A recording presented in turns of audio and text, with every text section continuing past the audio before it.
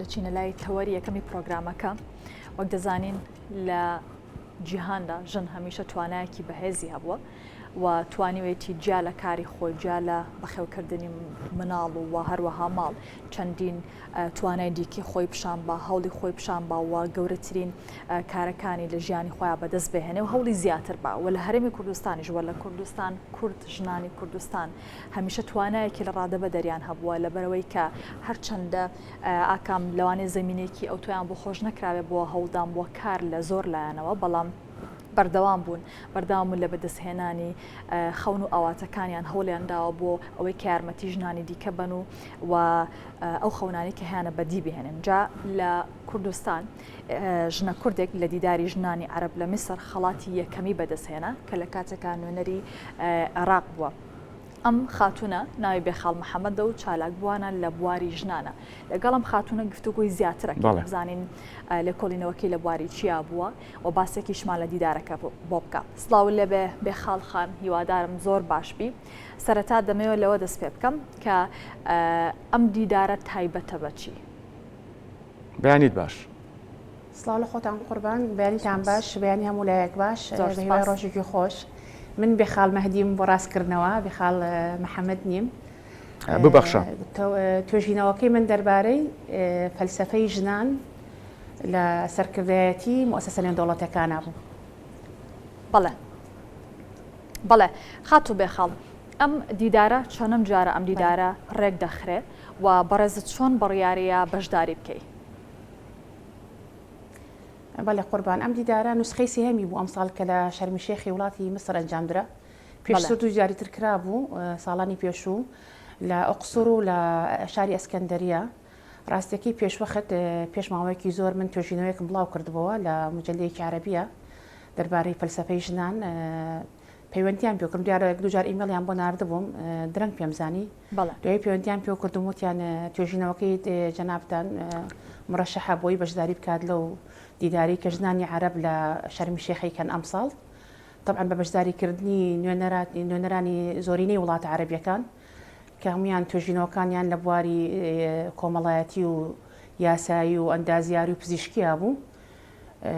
منیشکە تێکەپیان وتم بەحسەکەی تۆ ئابژێراوە بۆ ئەو بابەتە تریشم لەسەرەوە کرد کە شوم بەشداریم کرد. باشە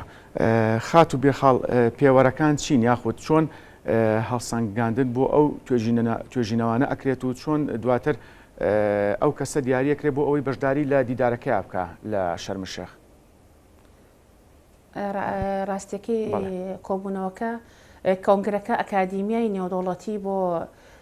خوێندنی زانستە مرۆڤایەتیەکان ئەنجامیدا و بە بەشداری مؤسسەی ئەدووەلیە لە ڕیادە وەدعم المەرئە ئەمانە طبعا دایما لەسەر خەتن لەگەڵ ژنانی لێ هاتووە لەگەڵ ژنانی ئەوانی کە دەوری ممەیزیان هەیە لە کۆمەڵگەکانی عەرەبەکان لە کۆمەڵگە عەرەبیەکانە طبعا خوێندنەوەیان هەیە بۆ مجەلە عەرەبیەکان لەوێ من پێم کە لە کۆنگرەکە 4 ڕۆژ بوو طبعا 4 ڕۆژی پێشوو ئێمە لەوێ بووین دوێنێ شەو هاتینەوە لە 4 ڕۆژە لەوێ نمایشی زۆر نمایش و چالاکی جیاواز ئەنجامێرا نمایشی ژلوبەرێک باسی دابوونەریتی ژنانی عەرەبەکرا لە وڵاتە جیاجیەکانە زۆر وروکشۆپ و ئەوانە ئەنجام درا من لە دوانێکیانە بەشدار بووم ڕۆژی مناقەشەی بەحسەکان لیژنەیەکە بوو لیژنەی هەڵسانگانەکە بە سەرۆکایەتی دکتۆر جابر کامل بوو لە میسرەوە دکتۆرە مەڕوە عەفان لە مەغریبەوە سێ ئەندامی تریش لە لیبیا و ئوردون و ئیماراتی عەرەبیەوە سیڤیەکانمان لەبەردەستیان نابوو نسخەیەکیش لە بەحسەکان لەبەردەستیان نابوو پرسیاریان لێکردن ڕاستیەکەی جێگەی سەرنجە توێژەرەوەکانی پێش من پرسیاریەک دوو پرسیاریان لێکردن زۆرتر پرسیارەکان تەقلیدی بوون یانوت چەندێک خەریکیان بەحسی بوو ئەم محۆرەوە هەڵبژاردووە من تاکە کەس بووم کە هەر 5 ئەندامەکە پرسیاریان لێکردم بگرە مامۆستایانیەکە زیاتر لە پرسیارێکیشی لێکردم بەشداری لە ورکشۆپەکانە. وڵی من یەکەم شت من زۆر یعنی زۆر بە زۆر ماندوو بووم لەسەر توێژینەوەکە مەسادرم زۆر هەبوو زۆر ئامادەکاریم بۆ کردبوو ئەجا حەزمە کرد هەڵبخۆزمەوە حتا گەر جەنابتان سێری ڕسمەکانتان کردێ بەجددی کوردیەوە بەشداری زۆربەی چالێکیەکان مەکرد ئەمیستە بە هەری بزانم کە ژنی کورد بناسیێنم حتى لكاتي وتارخنا رسم كان أو رسم كان روجي لا بشكرني خلاطة كان بله لا لو تار رسم كان هي من بو وبشالك وانك زيادة لبانز صالة وبارع إيش كم بله باسي أو مكر كأما شون جناني كرد دمي كدرفتي وان بوس رخصن راوكا سركرداتي لبواري سركردات لبواري بريو بردنا ولبواري جاجيا كان كديار بنوك واستريد روشاوبن لكونا وهر لخانزادي ميري سورانا ولا حبس خاي نقيبو حتى ميجو تازش كسروكي برلماني كردستان جنبو باشە بێ خاڵخان چه کاردانەوەیکیان هەبوو کاتێک کە تۆ بە جلی کوردیەوە ڕۆشتی و باسی شەلەوە کرد کە تۆ وەکو ڕاستە نوێنەری عێراقی بەڵام کوردێکی کە لەوێ ئامادەی هەیە کاردانەی ئەوان چۆ بوو و هەستی خۆشت چۆن بوو کە بە جلی کوردیەوە و وەکو خاتونێکی کورد لەوێ ئامادەی و هەیە ڕاستێکی ئێمە طبعا لە ڕۆژ ئەخیرە کە خەڵاتەکاندا بەشەکە خەڵاتی میوانی شەرەف بۆ دۆبلەماسەکان و بۆ پیاو ئاینەکان و بۆ بانگا و بانکانی بواری سوشیال میدیا و بۆ ڕئیسی جەبهەی حیزبی ئەو ئەم خەڵاتی شەرەفەکاندا بەشەکرا دوای ئەوە هەمومان بڕوانامەی بەشداریمان وەرگرت ئێتر بابەتەکە درێژەی کێشە یعنی زیاتر لە 2 سەعات بوو هەموو خاصن جەماعەتی ئیمارات ئامادەکاری زۆریان کردبوو ستافی باشیان لەگەڵ خۆیان هێنابوو من ئەمزانی کە ئیشی باشم کردو بەڵام خاصن جەماعەتی جەزائیر و جەماعەتی مەغریب هەمویان يعني سور بوو لەسەرەوەی کە یەکەم بۆ ئەوانە بێ ئێمە ئەو بوو کەوتیان ئێستاش کاتی ئاشکراکردنی درعی تەمیزی یەکەمە خاتو بێخاڵ ببەخشە ئەم بابەتیان ئەخەینە دواتر ببوورە قسەکەم پێ بڕیت با بگەڕێنەوە سەرەتای دیدارەکە توێژینەوەکان زیاتر بابەتەکان جیاواز بوو بۆ نمونە بابەتی تۆ لەگەڵ بابەتی ئەو خانمەی کە نوێنەراتی میسری کردووە یان نوێنەراتی جەزائیری کردووە تونسی کردووان هەر وڵاتێکی عەرەبی تری کردووە توێژینەوەکان جیاواز بوون شێوازی گفتوگۆکردنی توێژینەوەکانیش چۆن بۆ لە ڕۆژانی دیدارەکەیە هەموو تۆژینەوەکان دەربارەی بواری ژنان بوو تەمکینی ژنان سەرکردایەتی ژنان ئیداری ژنان دەعمی ژنان ئەو بابەتە تەندروستیانی کە پەیوەندیان هەیە بە ژنانەوە چۆکەم زۆر دکتۆر و پزیشک و ئەوانە پسپۆر و شارەزای جیاجا بەشداریان کردبوو توێژینەوەکەی من لەسەر فەلسەفەی ژنان بوو لە سەرکردایەتیە بەڵێ کەواتە جیاوازە لە بابەتێکەوەیە بەحسێکە بۆ بەحسێکی تر ئامانجی بەڕێزە لە هەڵبژاردنیە بەڵام لێک ڕاستێکی من خۆم پێشتر زۆر بە توێژینەوە مسیۆلە و بابەتەیە بەسم یەکەم جارمە یعنی بەحسێکی مەوسوم لە مؤتەمەرێکی ئاواهی دەوڵەتی گەورەیە کە هەموو زۆرینەی زۆری وڵاتە عەرەبیەکان بەشداریان تیا کردبوو هەمووچیان کەسێکیەکی بوون باسی ئەوم بۆ کردی کە کەوتیان لە خەڵات یەکەمدا قسمەتی دەوڵەتی عێراقا ڕاستێکی شعورێکی زۆر خۆشم هەبوو کە شوشمە سەر سەکۆکە وتیان ئێتر مایک بۆ تۆیە قسەی ئەخیر بۆ تۆیە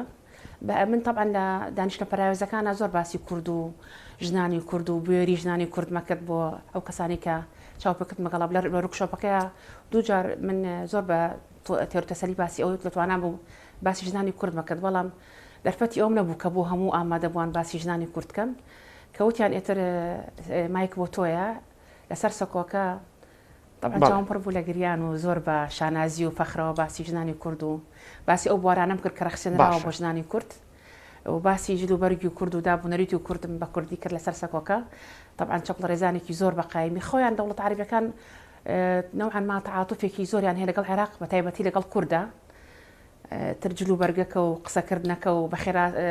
سڵاوکردن بە کوردی و خاتون بێخاڵ ئەمە جێ خۆشحاڵیە بۆ ئێمەی کورد بەڵام ئەمێ پرسم بۆ پێی کە ناونیشانی توێژینەوەکەت زۆر سەرنجڕاکێشە بابەتەکەت زۆر گرنگ و هەستیارە ئەمێت بە کورتی باسێکی توێژینەوەکەمان بۆ بکەیت لە توێژینەوەکەیە طبعا 11 فەسڵە توێژینەوەکەی من بیدایە و قاتی مامانیتیایە باسی ئەوم کرد کە چۆن ژن ئەگەر هەلیان بۆ ڕەبخەرخسێنرێ مۆرکی خۆیان هەیە کە ژن کە ئەبێ هەڵبرەخسێنرێ نەک لەسەر ئەساسی جنس لەسەر ئەساسی توانا و لێهاتوون کە ژن ئەگەر لە کاتێکا کە بڕیار دەرەکە خاستن بڕیارە يعني بڕیارە مەسیرەکان کاتێک کە ژن بڕیار ئەیە طبعا ژن متەطەلباتی تری هەیە ڕوانگەی تری هەیە کاتێک کە ژن بڕیار دەکات کە ژن هاوبەشی بڕیارەکان سەرکەوتووە بێ زۆر نمونەشم هێنا بۆ لەسەرەوە ئەنج باسی ئەوم کردبوو کە ژۆن ژنان توانای خۆیان سەلماندووە بە تایبەتی لە بواری دیبلۆماسی و دیبلۆماتکار و لە مەجالاتی تەفاوز و لە جەمالاتی سلم و حربە لە مەجالیسی محافظەکانە لە زۆر وڵاتەکانە کە ئەو بڕیار ئەو لیژنە ئابوووریانەی کە سەرۆکەکانیان ژن بووە شۆن بەرهەمی باشتر و چاکتریان هەبووە. بەڵێ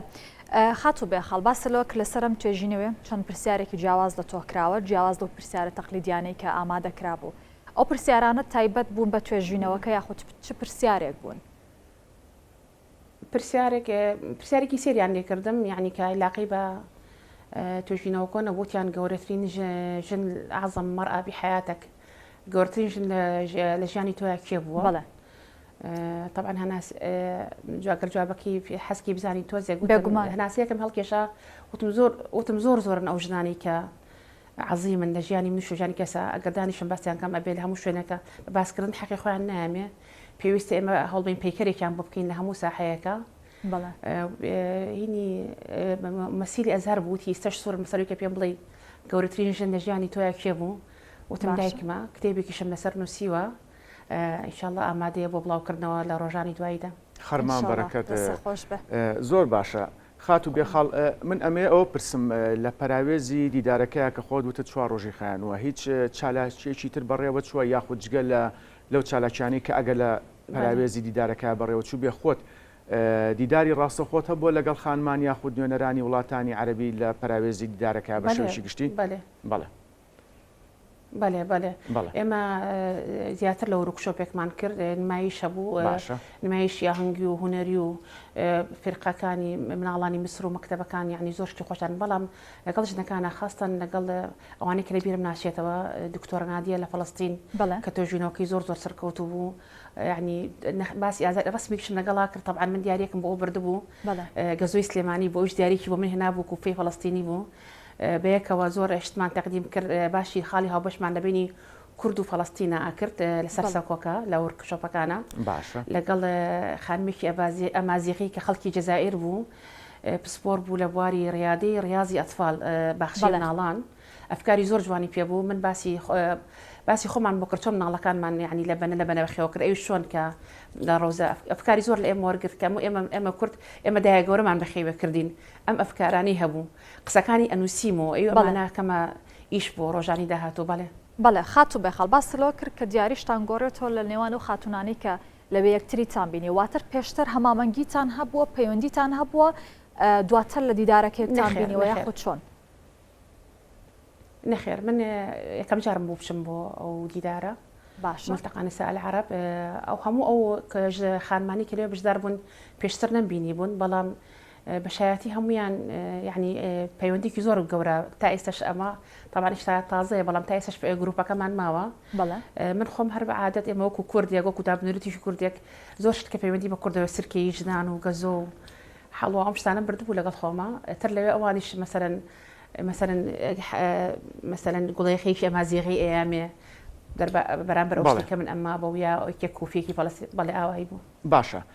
خاتو بێخاڵ یعنی وەکتریمان ناسی بەڵام پەیوەندیەکەمان بتەوە بەڵێ زۆر باشە خاتو بێخاڵ من ئەمێ پرسم ئەم دیدارە ساڵانە بە شێوەی دەوری لە هەر جارە و لە وڵاتێکی عەرەبی بەڕێوە چێت یاخود تەنها لە شاری میسر بەڕێوە چێت ئەگەر زانیاریمان لەوبارەوە بۆ بخەیتە ڕوو بە حکمی ئەوەی کە ئەکادیمی دووەلی مقڕەکەی مسرە یعنی وەلو ڕیادی دووەلی مقڕەکەی بەریتانیایە بەڵام ئەوان سپۆنسەرن جێبەجێکەری مولتەقاکە ئەکادیمی دووەلیەکە مقڕەکەیان مسرە تا ئێستا 3 نوسخە کراوە 2 ساڵ جارێک هەر 3 نوسخەکە لە مسر بووە طبعا عرضیان کرد لەسرم کە من ببم لە نوسخەی داهاتووە من ببم بە ئەندامێکی لیژنەی هەڵسەنگاندن تا ئێستا طبعا ئیشمانە سەرەوە نەکردو بڕیاریشم نەیاوە بەس پێم وابێ هەر لە مسرەکرێ ئەم جارە وتیان لە ئەسوانەکرێت پێم وابێ ئیشتیانە سەر نەکردەوە بۆ 2 ساڵی تر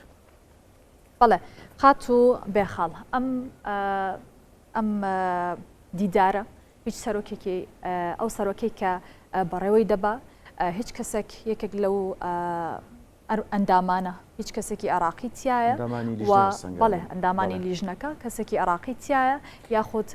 لە تەواوی وڵاتەکانی تران و تۆ تەنهاوەکو عێراقیەک بەشداری کردووە ئەمە یەکەم جارە یاخود پێشتریش کەسانی عێراقی هەبوون یاخود کورد هەبوون کورد ئەوە بەڕێز یەکەم کەسی بەڵام عێراقی هەبوو پێشتر بەشداری بکە لو نسخي كم انت باش ضرب نسخي 2020 شرم الشيخ طبعا شرم الشيخ بمدينه سحر وجمال ناوبن خاتونێکی لێ بوو خەڵکی بەسرە بوو بەڵام کومیوانی شەرەف هاتبوو لەژدەی هەڵسەنگانەکەی 5 کەس بوون عێراقیتیانە بوو ئوردونی و ئیماراتی مەغریبی لیبی مصری بوو بەڵام اقتراحیان کرد کە بۆ نسخەی داهاتوو ڕەنگە ئەگەر خوا یار بێ من یەکێک بم لە ئەندامان لوجێ هەڵسەنگانەکە بەڵێ خاتو بێخاڵ من کەواتە ئەپرسم چۆن بۆ نمونە بەشداریکردنی بەڕێستان لەم دیدارەیە کەواتە ئەمە چۆن بیکەینە پردێک بۆ ئەوەی لە داهاتوودا ژنانی کورد بەشداری لە بۆنە و دیدارە نێودەوڵەتیەکان و عەرەبیەکان بکەن کە بەدەستێنانی تۆ ئەم بەدەستێنانی خەڵاتی یەکەم کە ئەمە جێشانە زێ بۆ ئێمە وەکو کوردستان وەکو عێراق بەگشتی چۆن ئەتوانین ئێمە بقۆزینەوە بۆی لە داهاتوودا ئەم دەستکەوتەی تۆ بە دەستێنانی ئەم خەڵاتە لەلایەن تۆوە چۆن بکرێتە پردێک بۆ ئەوەی لە داهاتوودا ئەم سەردانیکردنی ژنانی کورد لە بۆنە و کۆنفرانس و دیدارە نێودەوڵەتیەکان بەردەوام بێت پێم خۆش بوو زۆر ئەو پرسیارە ڕاستەکی ئەکادیمیای نێودەوڵەتی مجلاتیان هەیە بۆ نەشر طبعا مجلی سکۆباسیش جەنابتان نەزانن هەموو کەس ئەزانێ ئەو مجلە عالەمیانی کە توێژینەوە بڵاوەکەنەوە عادەتەن ئەوان لێوە ئەو کەسانە هەڵە بژێرن کە بەحسەکانیان بەشداری ئێواکە بێژگەرەوەش ئەوان ئیمێلیان هەیە و مواقعیان هەیە یعنی زۆر کەسە توێژینەوەی نییە زۆر یعنی زۆر بە لە ئامادەبووکان میوان بوون یا میوانی شەرەف بوون یا بەشداروی یا بۆ گوێگرتن ڕۆیشتە بوون یعنی ئێمە یعنی عەدەدێکی کە بەقەدەر پەنجەکانی دەست کە توێژینەوەمان هەبوو بەشدار بووین بەڵێ خاتو بێخاڵ بەنیازی جارێکی دیکە بەشداری بکەیتەوە تا هەر کەسێک کە جارێک بەشدار بوو بێ دەتوانێت جاری دووەم یاخود جارەکانی دیکە کە ئەم دیدارە ڕەگە دەخرێت بەشداری بکاتەوە یاخود تەنها یەک جار بۆی هەیە بەشداری بکە ئەوەی من تێگەیشتی بێتم وەکو تۆژینەوە نە یەک جار ئەو چانسە هەیە بەڵام پێیان وتم ئەتوانم ببم بە ئەندامی لیژنەی هەڵسەنگاندن یاتوانم کومیوانی شەرە بەشداری بم بەڵام بە تۆژینەوە یەک جار لە هەموو تەمەنا بۆ هەیە بەشداری بم کاتۆکو میوانی شەرە بەنیازی جار و یەکەم بووم بەڵێ کەواتە خاتو بێخاڵ بۆمان ڕەخسە ئیشەڵە ئیشەڵڵا خاتو بێخاڵ کەواتە بابێنەوە سەر خەڵاتەکە کە ئەوەی جێی خۆشحاڵیە بۆ ئێمە خەڵاتی یەکەمی بەدەستێناوە با بزانین ڕکابەریەکە چۆن بووە مەبەستم توێژینەوەکەی تۆ لەگەڵ توێژینەوەی خانمانی بەشدار بوو کە نوێنەری وڵاتانی عەرەبیتر بوون لە دیدارەکەدا هەروەها بەدەستێنانی ئەم خەڵاتە لەلایەن تۆ وەکو ژنە کوردێک بە نوێنەرایەتی هەرێمی کوردستان بێ یاخود عێراق بێ کاردانەوەی میدیاکان چۆن بوو لەسەر ئاستی میسر یاخود بڵێن لەسەر ئاستی وڵاتانی عەرەبی بە شێوەیەکی گشتی پێم وتی پێشتر هەستم کرد یعنی تعاتفێکی زۆر هەیە لەگەڵ کورد و لەگەڵ عێراقا یعنی ئەمە ئەم شتە من بەشای خۆم بینی تەنات من تەبەتەن کاردانەوەکە لەسەر ئاستی میدیاکان بەڵێ بەڵێ زۆر کەناڵی میدیایی لەوێ یەکسەر مقابلەیان لەگەڵا کردم بڵاو کراوەتەوە لە موقعەکەیەوە بزانم بۆ جەنابیشتانم نارد هەموو جەریدەکان وەتەن و جەبهەی وەتەنی و زۆر جەریدەکان بڵاویان کردەوە زۆر قەناڵەکە بڵاویان کردەوە ئەوانەی کە بەناوبانگ لە بواری سۆشیال میدیا تیکتۆکەر و ئەمانن ئەوانش باسییان کرد کە ژنێکی کورد و باسیی لە کوردەکانیان کرد و باسییان کرد کە ژنێکی کورد یعنی تقریبا زۆر لە مواقع ڕسمیەکان و ناڕسمیەکان بڵاویان کردەوە باشە خات و بێخاڵ بەڵام لە عێراق ئێمە ئێوە یەکەم جارن بەڵێ ئەمە ئەزمونێکی جیاواز و تایبەتە بۆ ژنە کوردێک ئەمە دەبێتە هۆی چه هەوێنێک بۆ تۆ لە داهاتوودا کاری چیتر بکەی هەوڵی چیتر بە وەکو کوردێک ڕاستیەکەی ینی بۆ پەڕی فەخرە بۆ پەڕ خۆشحاڵیەوە کە من ئەگەر من کورد نەبوومایە ڕەنگە ئەو هەستم بۆ خۆش و بۆ حەماس و ژەغەپە نەکردایە هەوڵەیەم من بۆ هەر شوێنەکە ڕۆم هەوێ کورد و دابوونەریتی کورد لەگەڵ خۆما بەرم بۆ هەموو شوێنێک ئەوێشم بە هەلزانی کە تاتوانی بێتم بەڵستی کوردایەتی و عادەت و تەقاعدی کوردم لەگەڵ خۆما بردەبوو هیوادارم بۆ داهاتووش ئینشاءڵڵا لە کۆبوونەوەی دەوڵەتی زیاترە بتوانم وەرکە خمە سەرشان ئینشاءڵڵا باش کەواتە خات و بێخاڵ بە پێوەی کە تۆ بەشداری لەم دیدارەیە کردووە خانمانت بینی نوێنەری وڵاتانی عەرەبی یاخود توێژینەوەکان وڵاتانی تر توێژینەوەکەی خۆت بەراورد بەمە کەواتە ڕەوشی ژنان لە هەرێمی کوردستان لە ئێستا چۆنە لە سەرجەم سێکتەرەکان بۆ نمونە لە بواری ئەدەبی بێ زانستی بێ ئەدەبی بێ سیاسی بێت بە شێوەیەکی گشتی مەبەستم تواناکانیانە بەڕێزت چۆن ئەمە هەڵەسەنجێنی ڕاستەکەی من بە فەخرەوە باسیۆم کرد کە توانا و لە هاتووی ژنانی کورد جێی شانازیە لە هەموو بوارە جیاجەکانە بە تایبەتی لە بوارەی سەرکردایەتی و بەڕێوەبردن و کارگێڕی و وەکو جەنابستان فەرموود ئەدەبیات و ئەمانەیە بەڵام ئەمە من لێ باسم نەکرد بەڵام یعنی پێم خۆشە کە ژنان زیاتر ڕۆلی خۆیان ببینن ژنان کە لە شوێنەکە بەشداریەکەن ئەسەرێکی جیایانە بێ خەیهێڵێکی جیانە بێ پێم خۆشە زیاتر هەڵی بۆ ڕەخسەنن یعنی من دەستخۆشی لە جەنابتانەکەم کەناڵێکی کوردی کە ئەم چاوپێکەوتنەتان ڕەخساندووە وەکو یەکەم کەناڵیش لە هەموو عێراقا من دەرعەکەم بەناوی هەموو عێراقەوە وەرگرت ڕاستە بەڵام لەکەم جار چاوپێکەوتن لەگەڵ جەنابتانە زۆر سپاس بۆ تۆ بۆی کە ئەم بەیانیە لەگەڵمان بووی جێگەی فەخرە خاتو بێخاڵ مەهدی چالاگوانی بواری ژنان دووبارە سپاسکە لەگەڵمان بووی سەرکەوتوو بنەوە کەمیشە